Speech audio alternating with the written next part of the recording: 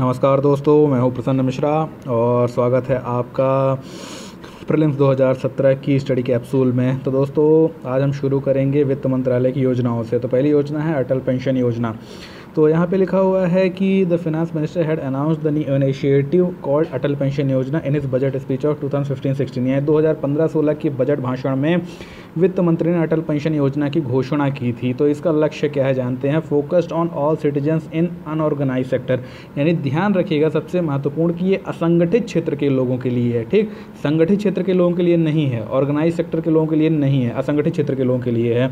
who join the national pension scheme and who are not members of any statutory social security scheme, यानी कि जिन्होंने national pension scheme को join किया है और साथ ही साथ वो देश में चलने वाली किसी भी सामाजिक सुरक्षा योजना के लाभार्थी नहीं हैं। तो ध्यान दीजिएगा, एनपीएस से जुड़े हुए हों और उसके अलावा किसी भी अन्य सामाजिक सुरक्षा योजना के लाभार्थी ना हों। अगला लिखा हुआ है कि जो इसके सब्सक्राइबर होंगे, अर्थात जो इस स्कीम को अपने लिए चालू करवाएंगे, तो उन्हें एक फिक्स्ड पेंशन प्राप्त होगी, नियत पेंशन प्राप्त होगी। वो 1000 रुपये, 2000 रुपये, 3000, 4000 या 5000 प्रति माह के हिसाब से होगी और ये उन्हें 60 वर्ष की उम्र में मिलना शुरू हो गई, डिपेंडिंग ऑन देयर कंट्रीब्यूशन। और इनमें से 1000 से लेकर के 5000 तक की जो लिमिट बनाई गई है, तो कौन सी इनमें स्लैब इनको प्राप्त होगी, इस बात पर निर्भर करेगी कि इन्होंने कितने किस्त अपनी जमा की थी, कितना रुपया जमा किया था लगातार। लिखा हुआ है कि जो न्यूनतम आयु है अटल पेंशन योजना ज्वाइन करने की 18 वर्ष है और अधिकतम आयु 40 वर्ष है। ठीक, यानी कि इससे कम और इससे ज़्यादा, 18 से कम 40 से ज़्यादा के लोग इसमें अटल पेंशन योजना में अपना खाता नहीं खुलवा सकते, इस योजना का लाभ नहीं उठा सकते। अगला लिखा हुआ है कि सेंट्रल गवर्नमेंट वुड ऑल्सो को contribute 50% of the subscriber contribution और ₹1000 per annum which ever is lower. ठीक, यानी कि जो भी व्यक्ति इस स्कीम के तहत इस स्कीम का लाभ उठाना चाहेगा, तो उसके द्वारा या तो उसकी किस्त का 50% सरकार उठाएगी या कि फिर 1000 रुपये सरकार उठाएगी। यानी कि सीधा सा मतलब है जो भी इसमें कम हो। ठीक, यानी कि अगर कोई आदमी 5000 वाली स्कीम लेता है, ठीक, और वो कितना जमा करता है वो तो निर्भर नहीं करता। यानी कि ले दे के कहने का मतलब ये है कि अगर किसी भी किस्त का कोई भी 50% 1000 रुपये से ज़्यादा है, तो फिर वो 50% नहीं देगी। फिर वो कितना देगी, फिर मैक्सिमम 1000 रुपये देगी। जैसे 2400 रुपये की किस्त है और 1200 रुपये 50% बनता है, तो 1200 रुपये सरकार नहीं देगी 50% के हिसाब में, सिर्फ 1000 रुपये देगी। ठीक, ये याद रखिएगा। और कब तक के लिए देगी, 5 वर्ष तक के लिए। यानी कि 5 वर्ष तक के लिए सरकार आपके खाते में या तो 1000 रुपये या किस्त के 50% पैसे जमा करेगी। ठीक, इसको ध्यान रखिएगा। ऐसे ही वहाँ पर पॉइंट बनते हैं। हालाँकि अटल पेंशन योजना आ चुका है पिछले साल के प्रीलिम्स में, लेकिन फिर भी कोई पॉइंट आ ही सकता है, छोड़ना नहीं चाहिए। ये कहा गया है कि जो स्वावलंबन स्कीम योजना, एक मतलब स्वावलंबन योजना पुरानी योजना थी जिसमें कि कई सारे लोग जुड़े हुए थे, उसके सभी लाभार्थी अपने आप ही अटल पेंशन योजना में जुड़ जाएंगे। ध्यान दीजिएगा, सारे लाभार्थी अपने आप अटल पेंशन योजना में जुड़ जाएंगे यदि वो खुद से ही उसमें से बाहर ना होना चाहें। यानी कि वो अपने आप जुड़ गए हैं, अब अगर बाहर होना चाहते हैं और कहते हैं कि हमें स्वावलंबन स्कीम से ही लाभ चाहिए, अटल पेंशन योजना से नहीं चाहिए, तो वो अलग हो सकते हैं। अगली है इनकम डिक्लेरेशन स्कीम। ठीक, इनकम डिक्लेरेशन स्कीम का आपको पता होगा कि इसमें यह कहा गया था कि जो भी व्यक्ति अपनी आय घोषित करेगा, तो उसमें से कुछ उसका जुर्माना काट करके बाकी पैसा उसका सफ़ेद कर दिया जाएगा, यानी उसकी ब्लैक मनी वॉइड कर दी जाएगी और उसके बारे में जो जानकारी है वो भी गुप्त रखी जाएगी, उसको जाहिर नहीं किया जाएगा। तो ये नोटबंदी से पहले योजना आई थी। तो वित्त मंत्री ने 2016-17 के बजट में ही इसके बारे में घोषणा की थी और ये कहा गया था declaration scheme offers people with undisclosed income, यानी कि जिनके पास भी काला धन है, अघोषित आय है, तो वो अगर चाहें तो जुर्माने के तौर पर 45% की राशि को जमा करवा सकते थे और उसके बाद क्या होता कि बाकी की राशि उनको सफ़ेद करके दे दी जाती। इसके लिए आपको बता दूं कि फाइनेंस बिल 2017 जो था, वित्तीय बिल 2016 जो था, उसमें एक संशोधन भी किया गया था। और एक महत्वपूर्ण बात जो कि इसमें आ सकती है स्टेटमेंट के तौर पर, कि जो इनकम टैक्स एक्ट यानी कि आयकर अधिनियम का धारा 138 है, वो धारा 138 अभी तक इसके दायरे में नहीं था। यानी कि उस धारा 138 में बहुत सारी ऐसी चीज़ें लिखी हुई हैं जिनमें ये कहा गया है कि बहुत सी गोपनीयताएं नहीं बरती जाएंगी, उनको पब्लिक कर दिया जाएगा, सार्वजनिक कर दिया जाएगा। तो उसमें क्या कहा गया था कि धारा 138 को इसके दायरे में लाया जाएगा ताकि इसमें जो लाभ उठाना चाहे योजना का, उनका नाम सार्वजनिक ना किया जाए। ठीक, it brings in objectivity on confidentiality of income tax information and the limitation thereof, यानी कि जो इनकम टैक्स संबंधित गोपनीयता है और जो उसकी सीमाएं हैं, तो उसमें इसने संशोधन किया था। ठीक, अगली योजना है प्रधानमंत्री गरीब कल्याण योजना 2016 PMGKY।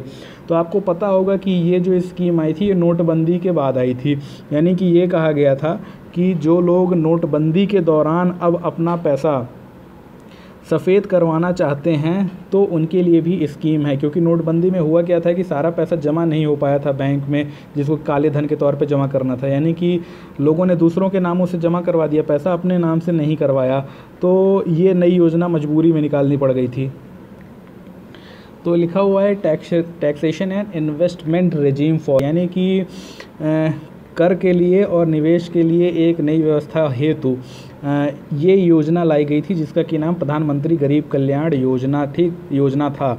तो इसके लिए जो महत्वपूर्ण बात यह है कि इसमें टैक्सेशन लॉ यानी कि कर नियम, कर कानून में दूसरा संशोधन बिल पेश किया गया था। और महत्वपूर्ण बात यह है जानने की इसमें जुर्माना कितना कितना कटना था। तो जो सारे पॉइंट्स लिखे हुए हैं सारे मिला करके आपको बता देता हूँ। इसमें 50% तो सीधे जुर्माना कट जाएगा, यानी कि जितना भी, जैसे 1 लाख रुपए का किसी ने किया डिक्लेयर काला धन, तो 50% उसका 50,000 सीधे जुर्माना कट जाएगा। उसके अलावा सरचार्ज और पेनल्टी उस पर ऊपर से लगेगा। ठीक, और सिर्फ अंतिम में उसके पास सिर्फ 1/4% यानी कि सिर्फ 25% जो है पैसा अपने पास बचेगा, और जो बाकी पैसा है 25% का, तो वो क्या होगा, वो उसको एक ऐसे उसमें जमा करना पड़ेगा खाते में कि जिसमें से 4 साल तक के लिए उस पैसे को नहीं निकाल सकता है। ठीक, तो ये बात जो महत्वपूर्ण है, आप ध्यान रखिएगा कि 25% इनकम उसको, जितनी भी वो डिक्लेयर कर रहा है उसका 25% उसको ऐसे खाते में रखना पड़ेगा जिसे कि वो खुद 4 साल नहीं निकाल सकेगा, और इस खाते में उसको कोई भी ब्याज नहीं दिया जाएगा। ठीक, यानी कि क्या होगा कि 50% टैक्स, सरचार्ज, पेनाल्टी और 25% इतना रखवा लिया जाएगा। इस प्रकार से अंतिम में जो कुछ भी उसके पास बच जाएगा वही उसको सफ़ेद करके दिया जाएगा। ठीक, यानी कि ये जो स्कीम थी तो इसमें ज़्यादातर जो पैसा था या तो कट जाना था या कि फिर वो जमा हो जाना था, बहुत कम पैसा लोगों के हाथ में आना था।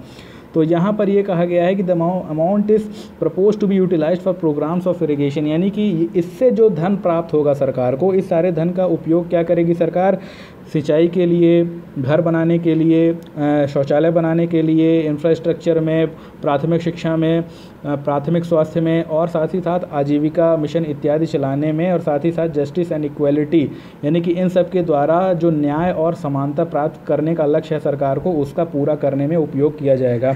ध्यान रखिएगा जो पहली ही लाइन लिखी हुई है, लिखा हुआ है टैक्सेशन एंड इन्वेस्टमेंट, तो जो 50% सरचार्ज और पेनाल्टी है तो टैक्सेशन में जाएगा, और जो 25% रकम जो जमा हो गई है 4 वर्ष के लिए बिना ब्याज के, वो इन्वेस्टमेंट के लिए जाएगा। ठीक, तो इसीलिए क्या कहा गया है, टैक्सेशन एंड इन्वेस्टमेंट रेजिम। तो शब्द का अर्थ पता होना चाहिए। अगली योजना है वरिष्ठ पेंशन बीमा योजना। तो ये जो योजना है तो किसके द्वारा लागू की जाएगी, लाइफ इंश्योरेंस कॉरपोरेशन यानी कि जीवन बीमा निगम के द्वारा इसको लागू किया जाएगा। अगला है it aims to provide social security during old age, यानी कि बुढ़ापे के दौरान ये सामाजिक सुरक्षा प्रदान करने के लिए योजना है। Protect elderly person age 16 years and above, कि जो 60 वर्ष या उससे ऊपर के लोग हैं उनकी सुरक्षा के लिए against a future fall in the interest income due to uncertain market condition, यानी कि जो अनिश्चित बाजार की अवस्थाएं हैं वहां पर ब्याज दरें घटती रहती हैं, बढ़ती रहती हैं, तो उन सारी भविष्य की अनिश्चित कंडीशन से, अनिश्चित अवस्थाओं से लोगों को बचाने के लिए उनको एक नियत तौर पे जिससे ब्याज प्राप्त होती रहे उसके लिए इस योजना को लाया गया था। क्योंकि होता क्या है कि बहुत सारी जो बचत स्कीमें होती हैं तो उसमें लगातार जो ब्याज दरें हैं कम ज़्यादा होती रहती हैं। ठीक, तो ये कहा गया है कि इसमें जो ब्याज दर होगी तो अगर बचत स्कीमों में कम हो जाती है तो उससे आपको सुरक्षा प्रदान करेगी। अगला लिखा हुआ है कि the scheme is mean to provide an assured pension based on guaranteed rate of return of 8% per annum for 10 years, यानी कि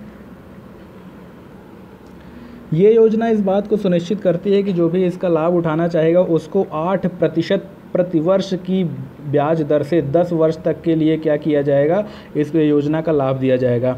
अब ये जो 8% प्रतिवर्ष की ब्याज है तो इसको पेंशन के तौर पे वो चाहे तो मासिक रूप में भी उठा सकता है, और क्वार्टरली यानी तिमाही में भी, हाफ ईयरली छमाही में भी, या कि चाहे तो साल में एक ही बार पूरी की पूरी जो ब्याज है वो उठा सकता है। ठीक, वो उसके ऊपर निर्भर करता है। इसके अलावा जो महत्वपूर्ण बात ये है कि 8% की ब्याज दर और उसके अलावा जो LIC आपको पैसा रिटर्न देगी, वापस देगी, उसमें थोड़ा सा अंतर हो गया। यानी कि LIC थोड़ा सा पैसा आपको ज़्यादा मिलेगा जितना कि आपको ब्याज में मिलना था। तो वो जो ज़्यादा पैसा मिलेगा, वो जो एक अंतर है ज़्यादा का, तो वो जो अंतर है वो गवर्नमेंट के द्वारा सब्सिडी के तौर पे इन सभी वरिष्ठ नागरिकों को दिया जाएगा। और ये कहा गया था कि ये जो योजना है तो ये लॉन्च करने के 1 वर्ष के भीतर ही लोगों को अपने लिए उपयोग में लानी पड़ेगी, अन्यथा उसके बाद इसका लाभ उनको नहीं मिलेगा। अगला है स्वच्छ Bharat Kosh SBK। SBK was set up to attract CSR fund, यानी कि SBK जो था तो वो कॉर्पोरेट सोशल रिस्पॉन्सिबिलिटी में जो निधि होती है, फंड होती है, उसको आकर्षित करने के लिए था। तो आपको इस योजना के बारे में बता दूं, सबसे पहले CSR क्या होता है। तो CSR का मतलब होता है कि जो भी कंपनियां होती हैं तो वो जितना भी मुनाफा कमाती हैं तो उस मुनाफे का 2% जो होता है, उस 2% को उनको किसी भी सामाजिक कार्य में लगाना होता है। ठीक, इसी को CSR कहा जाता है। तो इसको वो अपने हिसाब से कहीं पर भी लगा सकते हैं। तो ये कहा गया कि आप इस पैसे को, जो CSR का पैसा है, ये आप स्वच्छ भारत अभियान में दें, तो उसी के लिए स्वच्छ भारत कोष इकट्ठा बनाया गया। तो आवश्यक नहीं है कि सारी कंपनियां जो है तो CSR में पैसा दें, लेकिन इसको इसलिए बनाया गया था ताकि स्वच्छ भारत अभियान के लिए जो फंडिंग है उसको बढ़ाया जा सके और कंपनियों को भी सहूलियत हो कि वो इधर उधर भटके ना CSR जमा करने, मतलब उसका उपयोग करने के लिए स्कूल खुलवाना है, अस्पताल खुलवाना है, वो सीधे अपना पैसा जो है स्वच्छ भारत फंड में डाल दें। ठीक, इसलिए इसका निर्माण किया गया था। साथ ही इसमें यह भी कहा गया था जो इंडिविजुअल फिलॉन्थ्रोपिस्ट है, यानी कि जो व्यक्तिगत तौर पर परोपकार करना चाहते हैं, उन लोगों के द्वारा भी अगर पैसा जमा किया जाना है तो SBK में, स्वच्छ भारत कोष में जमा कर सकते हैं। उसका उपयोग स्वच्छ भारत अभियान में किया जाएगा।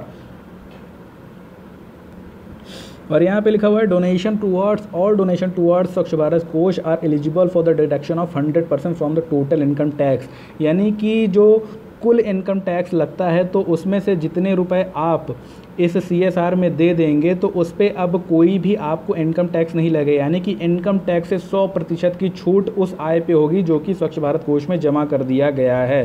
ठीक, तो ये महत्वपूर्ण बात थी। The contribution to SBK can also be included by companies towards CSR under the companies act 2013, यानी कि जो CSR SBK में जो लोग कंट्रीब्यूट कर सकते हैं, योगदान कर सकते हैं, तो वो कौन हो सकते हैं, जो कि कंपनी एक्ट 2013 के अंतर्गत CSR देने के लिए बाध्य हैं।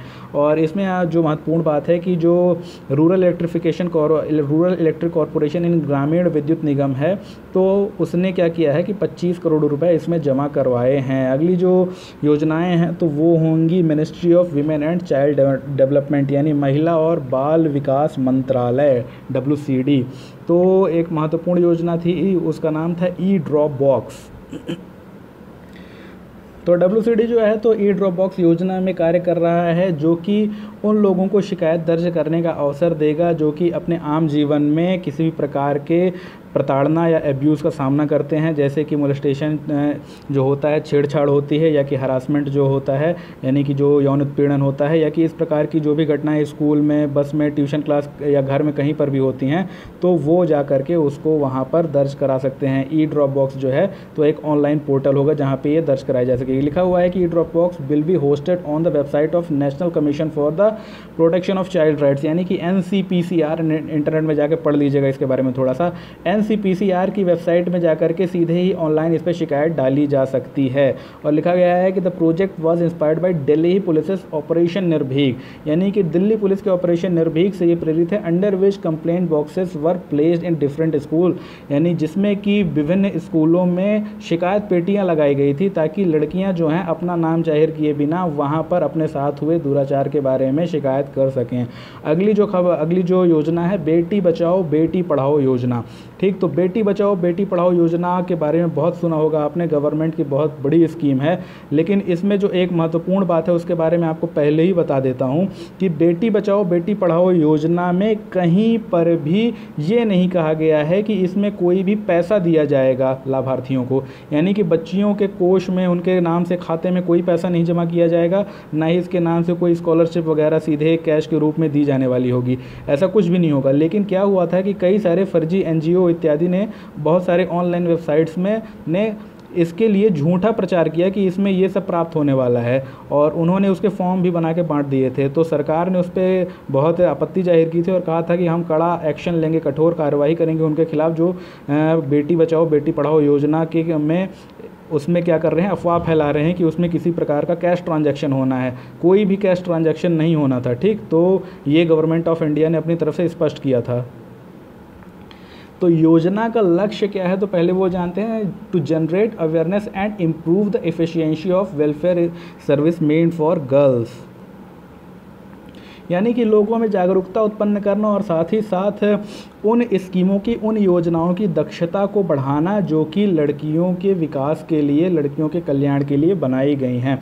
अगला लिखा है, it aims to address the issue of declining child sex ratio, यानी कि जो बाल लिंगानुपात है, बच्चों का लिंगानुपात है, उसमें लगातार जो कमी हो रही है उसको सुधारने के लिए एक मास कैंपेन, एक जन आंदोलन चलाने के लिए, लोगों को जागरूक करने के लिए ये योजना बनाई गई थी। Targeted eight changing societal mindset and creating awareness about the criticality of the issue, यानी कि ताकि लोगों का जो माइंडसेट है, जो उनकी मानसिकता है, इस मामले में बदली जा सके और लोगों में जागरूकता फैलाई जा सके इस खतरनाक होते मामले पर, मुद्दे पर। ऑब्जेक्टिव्स क्या हैं, यानी कि उसके अंदर लक्ष्य को प्राप्त करने के लिए जो प्रमुख ऑब्जेक्टिव्स होंगे वो क्या होंगे, तो पहला है प्रिवेंटिंग सेक्स सेलेक्टिव अबॉर्शन, यानी कि जो गर्भ का चयनित एबॉर्शन होता है, समापन होता है, यानी कि जो बच्चियों को मार दिया जाता है गर्भ में, उसको समाप्त करना। अगला है ensuring survival and protection of girl child, जो बच्चियां हैं तो उनके लिए जीवित रहने के लिए और उनकी सुरक्षा के लिए विभिन्न प्रकार की चीज़ें सुनिश्चित करना। Ensuring education of the girl child, और बच्चियों के लिए शिक्षा को सुनिश्चित करना। अगला है इम्प्लीमेंटेशन, लागू किस प्रकार से होगी। 100 critical low CSR district in all states and UTs have been identified, यानी कि सभी राज्यों और केंद्र शासित प्रदेशों में ऐसे जो क्रिटिकल, अर्थात जहां पर सर्वाधिक समस्या है बाल लिंगानुपात की, तो उनको चुना गया है, उन 100 जिलों को चुना गया है इस योजना के लिए, ताकि मंत्रालय केंद्रित और विशेष रूप से कन्वर्जेंट रूप से क्या कर सकें, इसमें कार्य कर सकें। अगला लिखा हुआ है कि the key to success of the initiative would lie with the communities, states, panchayat and the local self government, यानी कि इस योजना की जो सफलता है तो ये किस पर निर्भर करेगी, ये उन समुदायों पर, राज्यों पर, पंचायतों पर और उन इलाकों की जो लोकल बॉडीज़ हैं, जो सेल्फ गवर्नमेंट हैं, जो स्वायत्त निकाय हैं, उन पर निर्भर करेगी। क्यों? क्योंकि इस योजना को लागू करके जागरूकता फैलाने और मानसिकता बदलने का काम इन्हीं को करना है। केंद्र सरकार दिल्ली में बैठ के ये काम नहीं कर सकती है, उसने योजना चलाई है, नीचे इन्हीं को लागू करना है। महत्वपूर्ण बात यह है कि साक्षी मलिक को इसका नया ब्रांड एम्बेसडर घोषित किया गया है। याद रखिएगा, साक्षी मलिक को नया ब्रांड एम्बेसडर घोषित किया गया है। और ये जो मैंने आपको बताया कि सरकार ने has warned unauthorized sites, organization, NGOs, individuals that are distributing forms in the name of cash incentive under the Beti Bachao Beti Padhao scheme, यानी कि वो सभी साइट, ऑर्गेनाइजेशन, NGO और व्यक्ति जो कि बेटी बचाओ बेटी पढ़ाओ योजना के अंतर्गत कैश पाने के लिए फॉर्म बांट रहे थे, उनको सरकार ने चेतावनी दी है और कहा है कि कैश ट्रांसफ़र कंपोनेंट है ही नहीं इस योजना में। अगला है पॉक्सो ई बॉक्स योजना, तो ई ड्रॉप बॉक्स अलग है, ध्यान रखिएगा, जो कि हमने पहली योजना पढ़ी है यहाँ पर। ठीक, ई ड्रॉप बॉक्स ये देख रहे हैं आप, ई ड्रॉप बॉक्स योजना अलग है और पॉक्सो ई बॉक्स योजना अलग है। ठीक, तो पॉक्सो के बारे में आप जानते होंगे कि ये क्या है, ये बच्चों के साथ जो यौन दुराचार किया जाता है तो उसके खिलाफ एक कानून है। तो यहाँ पे ये कहा गया है कि जो WCD मिनिस्ट्री है, WCD मंत्रालय है, उसने पॉक्सो ई बॉक्स योजना लॉन्च की थी और उसमें ये लिखा हुआ है कि is an online complaint management system for easy and direct reporting of sexual offences against children, यानी कि बच्चों के खिलाफ जो सेक्सुअल ऑफेंसेस होते हैं, यौन दुराचार होते हैं, यौन अपराध होते हैं, उनकी रिपोर्ट करने के लिए, उनके बारे में बताने के लिए एक ऑनलाइन शिकायत प्रबंधन तंत्र है, यानी कि ऑनलाइन कंप्लेंट मैनेजमेंट प्रणाली है। ठीक, और इसमें ये कहा गया है and timely action against the offenders under the POCSO act 2012, यानी कि इसमें रिपोर्टिंग होने के बाद जो पॉक्सो एक्ट 2012 के तहत कार्रवाई है तो वो सीधे हो सकेगी। ठीक, यानी कि जैसे आप जो रिपोर्ट लिखवाने जाते हैं पुलिस में, बिल्कुल उसी प्रकार से ये जो है तो कार्य करेगा। अगला है the e box is incorporated in the home page of NCPCR website. तो जैसे मैंने आपको शुरू में ही बताया था पहली स्कीम में भी, ई ड्रॉप बॉक्स में भी, तो वैसे ही NCPCR की जो वेबसाइट है तो इसके लिए भी पॉक्सो ई बॉक्स के लिए भी उपयोग की जाएगी। वहाँ पे जाके ऑनलाइन शिकायत दर्ज की जा सकेगी। लिखा गया है आगे कि जो NCPCR है तो उसको अपनी इस स्कीम के लिए Skoch silver and Skoch order of merit award अभी प्राप्त हुआ था। तो पॉक्सो के बारे में थोड़ा सा बता देता हूँ कि पॉक्सो जो है तो बच्चों के खिलाफ किसी भी प्रकार का यौन अपराध करने पर लगाया जाता है। सरकार ने कानून 2012 में बनाया था to protect them from offences of sexual assault, sexual harassment and pornography. यानी कि सेक्सुअल असॉल्ट जो यौन हमले हैं या कि यौन प्रताड़ना है, पोर्नोग्राफी है, इन सभी से बच्चों को बचाने के लिए, चाहे वो किसी भी स्टेज में हो, ठीक, यानी कि बच्चा छोटा हो, मध्यम हो, चाहे 5 साल का हो, 10 साल का हो, 15 साल का हो, वो कितने का भी हो, अगर वो बच्चा है तो उसके लिए ये योजना होगी, ठीक, ये कानून होगा।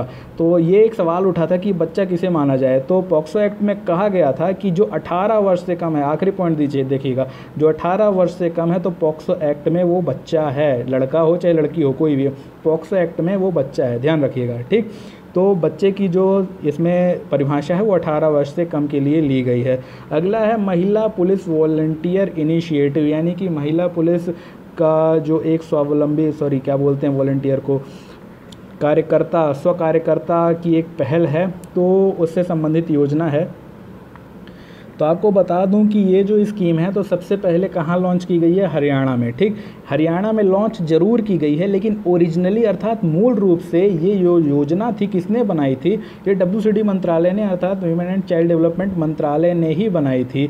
और is a joint initiative with the union ministry of home affairs, यानी कि ये जो WCD मंत्रालय है तो देश के गृह मंत्रालय के साथ मिल करके इसने एक संयुक्त पहल के तौर पे इसे कंसीव किया था, अर्थात इसकी विचार, इसकी योजना, इसका अवधारणा को सामने रखा था। अगला है द महिला police volunteer scheme envisages creation of link between the police authorities and the local communities in village, यानी कि इसका जो मकसद होगा, इसकी जो परिकल्पना है तो इसलिए की गई है ताकि गांव में जो लोकल कम्युनिटीज़ हैं, जो स्थानीय समुदाय हैं और जो पुलिस प्राधिकारी हैं, उनके बीच एक लिंक, एक जुड़ाव बनाने के लिए ये योजना शुरू की गई थी through police volunteers who will be women specifically trend for this purpose, यानी कि वो ऐसी महिलाओं का बना होगा जो कि इस कार्य के लिए विशेष तौर पे प्रशिक्षित होंगी। अर्थात कि ये जो योजना है तो गांव की महिलाओं की एक प्रकार से सुरक्षा करने के लिए बनाया गया है, जिसमें जो वॉलंटियर्स भी होंगी वो भी कौन होंगी, महिलाएं होंगी जो विशेष रूप से प्रशिक्षित होंगी। जो सबसे महत्वपूर्ण बात है वो लिखी हुई है कि 1 महिला पुलिस वॉलंटियर इस एनविसेस्ड पर ग्राम पंचायत अक्रॉस द कंट्री, यानी कि जब पूरे भारत में योजना अपना ली जाएगी तो हर ग्राम पंचायत में एक महिला पुलिस वॉलंटियर, जिसे कि MPV कहा जाएगा, वो लगाई जाएगी, यानी प्रत्येक ग्राम पंचायत में एक महिला पुलिस वॉलंटियर वहाँ पर होगी, ठीक। तो ये 2 महत्वपूर्ण बातें उसमें थी। अगली है national alliance against online child sexual abuse and exploitation. तो इसके बारे में ये कहा गया है जो WCD मंत्रालय is planning to form a national alliance against online child sexual abuse and exploitation, यानी कि योजना बना रहा है ताकि एक राष्ट्रीय अलायंस बना सके जो ऑनलाइन बच्चों का शोषण और उनके ऊपर सेक्सुअल अब्यूज़ होता है उससे उनको बचाने के लिए। अगला है एम ऑफ द अलायंस, यानी जो अलायंस है, इस संगठन जो है तो इसका लक्ष्य क्या होगा। अभी ध्यान दीजिए, अब लिखा हुआ है कि प्लानिंग, यानी अभी बना नहीं है, योजना बना रहा है उसकी कि उसको बनाया जाए। तो प्लानिंग में लिखा हुआ है aims to develop a comprehensive outreach system to engage parents, school, communities, NGO, partners and local governments, यानी कि ये जो योजना है तो इस प्रकार से बनाई गई है कि इसमें जो बच्चों की सुरक्षा है और जो बच्चों के अधिकार हैं उनको दिलाने के लिए, उनको सुनिश्चित करने के लिए जो लीगल फ्रेमवर्क होते हैं, जो कानूनी फ्रेमवर्क होते हैं, उनको बेहतर तरीके से लागू किया जाए, ठीक। तो उसके लिए इसको जब बेहतर तरीके से लागू करना पड़ेगा तो एक कॉम्प्रिहेंसिव आउटरीच सिस्टम की, यानी कि एक वृहद तौर पे लोगों तक पहुंच बनाने की प्रणाली की आवश्यकता होगी। तो किन तक पहुंच बनाने की प्रणाली की आवश्यकता होगी ताकि जो बच्चों के अधिकार हैं वो उनको प्राप्त हो पाएँ लीगल कानून फ्रेमवर्क के तहत। वो लोग होंगे parents, schools, communities, NGO partners और लोकल गवर्नमेंट्स। यानी कि ये जो भी सारी चीज़ें हैं तो इन सभी तक पहुंच बनाने के लिए और साथ ही साथ पुलिस और वकीलों तक पहुंच बनाने के लिए, ताकि जो बच्चे हैं उनको उनके अधिकार व उन्हें उनकी सुरक्षा जो है वो मुहैया कराई जा सके। ऑब्जेक्टिव्स देख लेते हैं। Brings a common definition of child pornography including amendments of acts. तो यहाँ पर ये कहा गया है कि बच्चों के लिए जो चाइल्ड पोर्नोग्राफी की परिभाषा है जो अभी पूरी तरीके से स्पष्ट नहीं है, तो उसके लिए सिर्फ एक ही परिभाषा लाने के लिए कुछ कानूनों में संशोधन किया जाएगा। जैसे पॉक्सो एक्ट में अलग परिभाषा है, इंफॉर्मेशन टेक्नोलॉजी एक्ट में अलग परिभाषा है, तो संशोधन करके एक ही का जो परिभाषा होगी चाइल्ड पोर्नोग्राफी की वो इसमें लाई जाएगी। अगला है setup a multi member secretariat based, यानी कि इसमें क्या है कि बहुसदस्यीय सचिवालय बनाने की बात कही जा रही है इन MWCD, यानी कि WCD मंत्रालय में ये एक मल्टी मेंबर सेक्रेटेरिएट होगा with a portal inclusive of hotline for reporting. यानी कि इसमें एक ऐसा पोर्टल होगा जो हॉटलाइन होगा, 24 घंटे वो शुरू रहेगा, चालू रहेगा, जिसमें कि रिपोर्ट की जा सकेगी ऐसी किसी भी चीज़ की। And strengthening existing services delivery system, यानी कि अभी जो हाल में सर्विसेज दी जाती हैं, सेवाएं दी जाती हैं, तो उसको ज़्यादा तेज़ी से लोगों तक पहुंचाने के लिए इसमें एक प्रणाली होगी। अगला लिखा हुआ है कि provide a platform for government, NGO and the other child rights activist for networking and information sharing. यानी कि ये जो सरकार और एनजीओज़ होती हैं उनको एक प्लेटफॉर्म प्रदान करेगा ताकि वो क्या कर सकें, नेटवर्किंग कर सकें, आपस में जुड़ सकें और सूचनाओं को साझा कर सकें। और ये लिखा हुआ है कि provide a forum for advocacy for child rights and policy inputs based on research and studies. यानी कि विभिन्न प्रकार के शोध और अध्ययनों पर आधारित जो चाइल्ड राइट्स और उससे संबंधित पॉलिसी इनपुट्स होते हैं, बच्चों के अधिकार और उनसे संबंधित जो नीतियाँ बनाने के लिए जो इनपुट्स होते हैं, तो उनको प्रदान करने के लिए एक फोरम होगा, एक मंच होगा, अर्थात यहाँ पे इन सभी चीज़ों पे चर्चा होगी ताकि उनसे संबंधित नीतियाँ आगे बनाई जा सकें। अगला है कि national action plan for children 2016। तो ये लिखा गया है कि जो NPAC होगा, सॉरी यहाँ पे NPAC इन्होंने लिखा है, गलत लिखा है, नेशनल एक्शन लिखा है तो NAPC होना चाहिए, ठीक। तो लिखा है NAPC जो होगा has been developed by the WCD ministry, यानी कि WCD मिनिस्ट्री है उसने NAPC का गठन किया है। अगला द एक्शन प्लान हैज़ 4 की प्रायोरिटी एरियाज, 4 इसके प्राथमिकता क्षेत्र होंगे।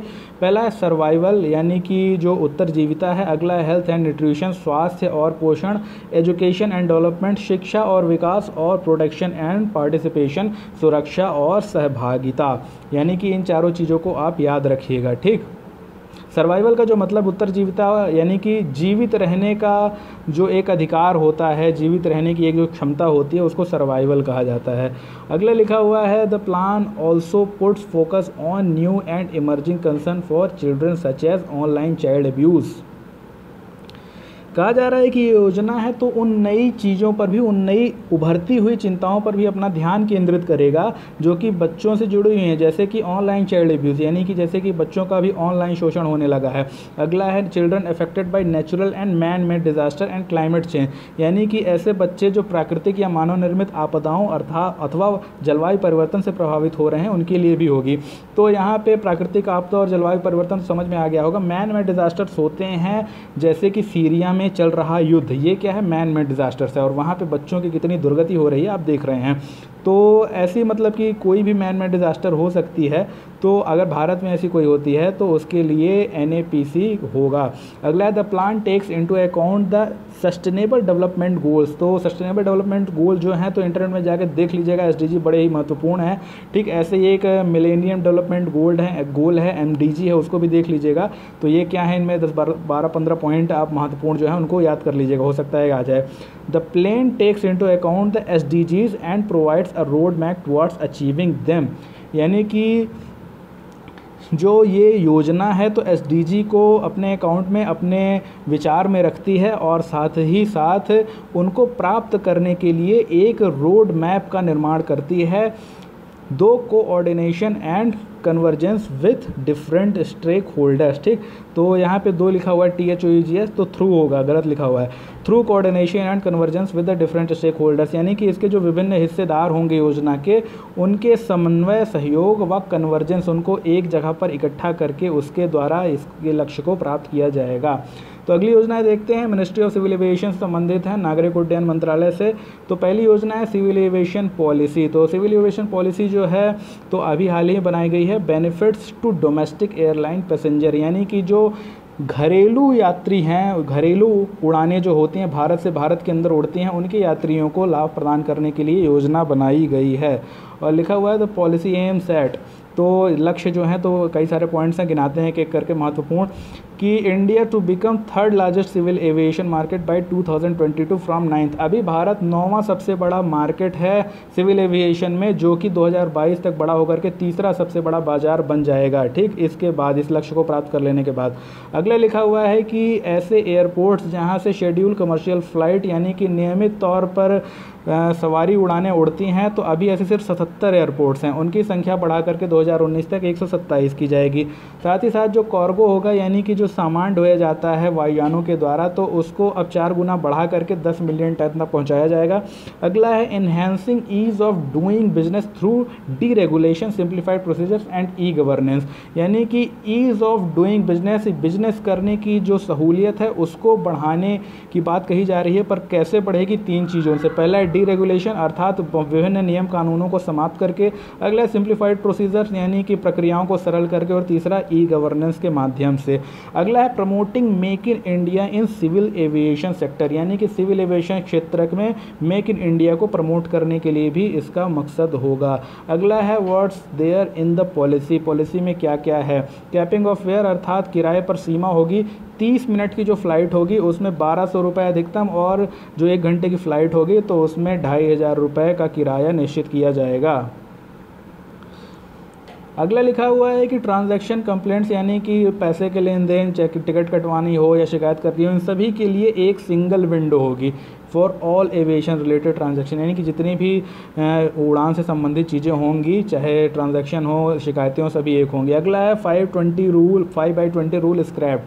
थोड़ा सा बताता हूँ 5/20 रूल क्या है। अभी तक ये कहा जाता था कि अगर कोई भी एयरलाइन भारत से अंतर्राष्ट्रीय उड़ान उड़ाना चाहती है तो उसके पास कम से कम कितने प्लेन होने चाहिए? 20 प्लेन होने चाहिए, और उन 20 प्लेनों को पहले 5 साल तक घरेलू उड़ानों में उड़ाना पड़ेगा, तब जाके उसको इंटरनेशनल फ़्लाइट उड़ाने की इजाज़त दी जाएगी। तो ये कहा गया है कि अब इस 5/20 रूल को ख़त्म किया जाएगा, लेकिन इसमें जो 20 प्लेन रखने की जो सीमा थी उसको नहीं कम किया गया। 20 प्लेन तो चाहिए इंटरनेशनल फ़्लाइट उड़ाने के लिए, पर 5 साल जो उड़ाने की सीमा थी घरेलू क्षेत्रकों में, तो अब वो नहीं है, यानी कि 5 साल अब इनको मजबूर नहीं होना पड़ेगा घरेलू क्षेत्रकों में उड़ाने के लिए। अब इनको सीधे इंटरनेशनल जो फ़्लाइट्स हैं उड़ाने के लिए इजाज़त मिल जाएगी। 2% levy on all tickets to fund regional connectivity scheme. तो आपको बता दूं कि एक रीजनल कनेक्टिविटी स्कीम है, उसका नाम उड़ान है, जो कि आगे लिखा हुआ है। ठीक, नीचे आप देख रहे हैं जो दूसरी नंबर योजना है वो उड़ान स्कीम, रीजनल कनेक्टिविटी स्कीम उड़ान है।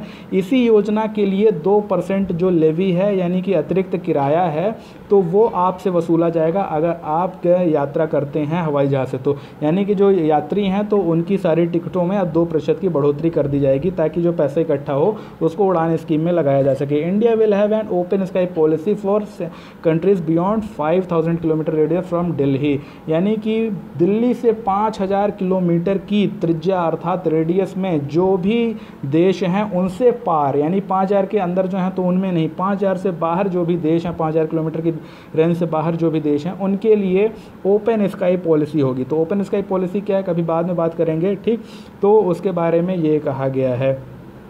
तो आगे देख लेते हैं जो उड़ान स्कीम है, तो थोड़ी सी लंबी चौड़ी बात यहाँ पे दी हुई है।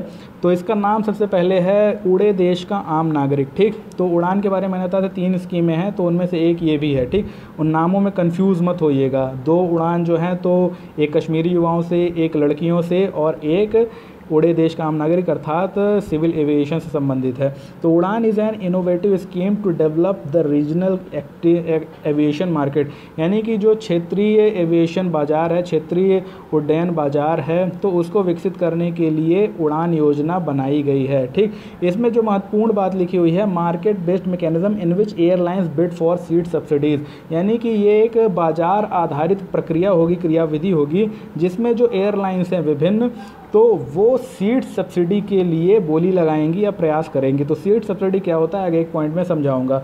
आगे लिखा हुआ है कि this first of its kind scheme globally, यानी कि पूरे विश्व में ये अपने प्रकार की जो पहली स्कीम है, ये बात ध्यान रखिएगा।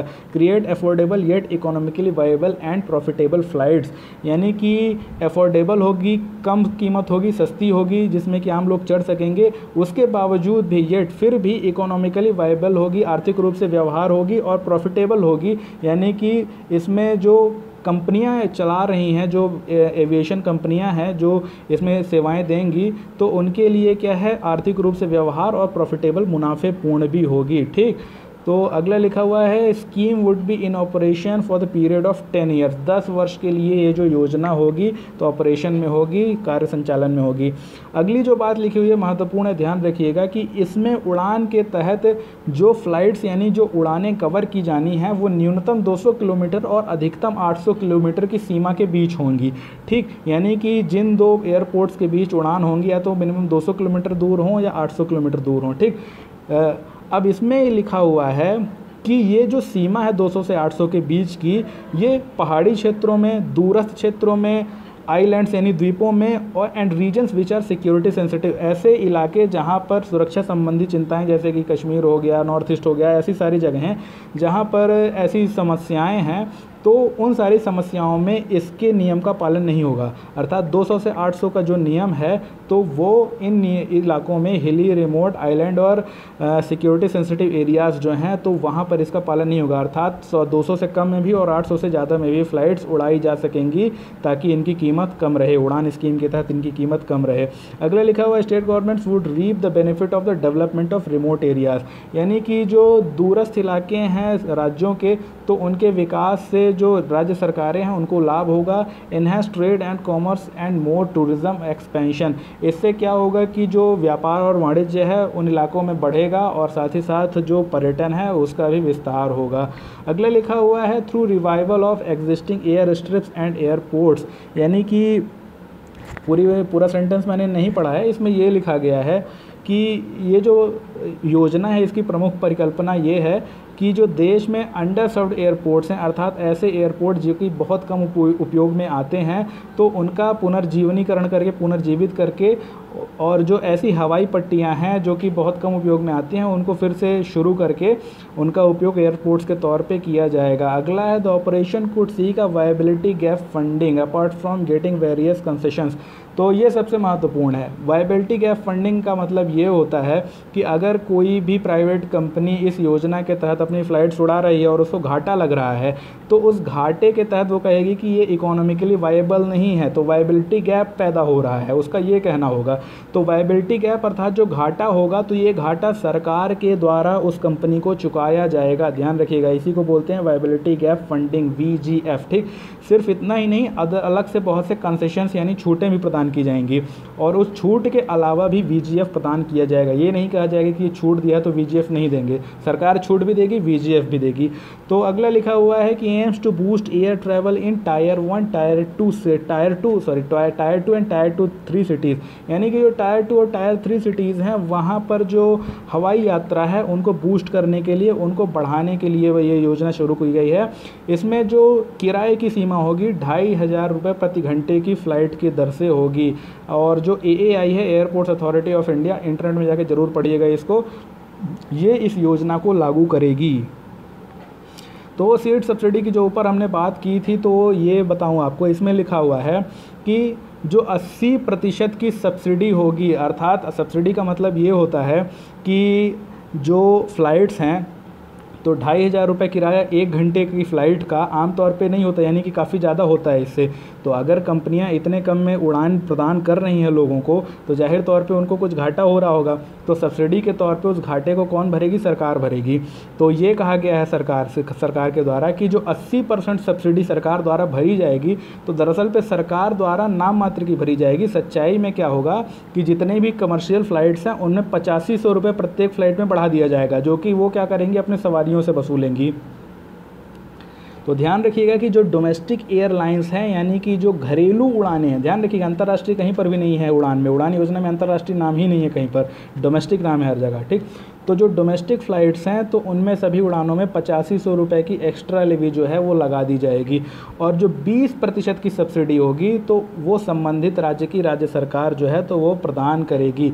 ये भी लिखा हुआ है कि जो सरकार राज्य सरकार होगी are bound to provide free security and fire services and utilities at concessional rates, यानी कि जो राज्य की सरकारें हैं, तत्संबंधित राज्य जो हैं, तो उन्हीं को सिक्योरिटी और फायर सर्विसेज प्रदान करनी पड़ेंगी, सुरक्षा और अग्निशमन दल प्रदान करने पड़ेंगे, और साथ ही साथ जो यूटिलिटीज़ होती है, विभिन्न प्रकार की सुविधाएं या शौचालय इत्यादि की, वो भी उनको प्रदान करनी पड़ेंगी कंसेशनल रेट पर, यानी छूट की दरों पर ये सब प्रदान करना पड़ेगा, तभी जाके उड़ान स्कीम शुरू होगी।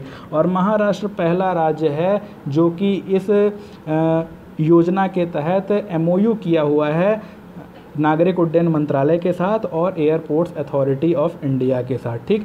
तो इस प्रकार से ये सारी योजनाएं कवर हो गई। तो बहुत महत्वपूर्ण योजनाएं थी। वीडियो थोड़ी बड़ी हो गई 40 मिनट की, कोई मतलब नहीं है इस बात से कि वीडियो छोटी है कि बड़ी है, क्यों? क्योंकि ये योजनाएं जो हैं तो जाहिर तौर पर इनमें से 1 या 2 योजनाएँ तो पक्का मान लीजिए कि प्रीलिम्स में आनी ही आनी है, ठीक। तो मैं जितनी योजनाएँ आपको बताऊँगा, 127 योजनाएँ मैंने देखी हैं, इसमें जो इनसाइट का पूरा PDF है ये, इसमें 127 योजनाएँ हैं। तो अगले 10 से 12 दिन में हम कोशिश करेंगे पूरी योजनाएँ कवर करने की। तो थोड़ी वीडियोस बड़ी बन जाती हैं तो उससे क्या लेना देना भाई, ये तो आप जानते हैं ना कि इनसाइट्स का जो है तो बहुत बेहतरीन मटेरियल होता है, और इसमें से हर साल बहुत सारे क्वेश्चन फंसते हैं। तो जब हमको क्वेश्चन उसमें करने को सीधे मिल रहे हैं तो कौन सी बड़ी बात है 8-10 दिन तक हम 30-30, 40-40 मिनट की वीडियोस देख ले। तो बिल्कुल वीडियोस को देखते रहिएगा। आगे की जो योजना है तो मैं आपको बता दूंगा कि इसके बाद क्या क्या कवर किया जाएगा। अभी 8-10 दिन तक आप पूरी तरीके से योजनाओं पे फोकस रहिए, ठीक। तो फिर कल फिर से मिलेंगे, तब तक के लिए धन्यवाद, शुभ रात्रि, जय हिंद।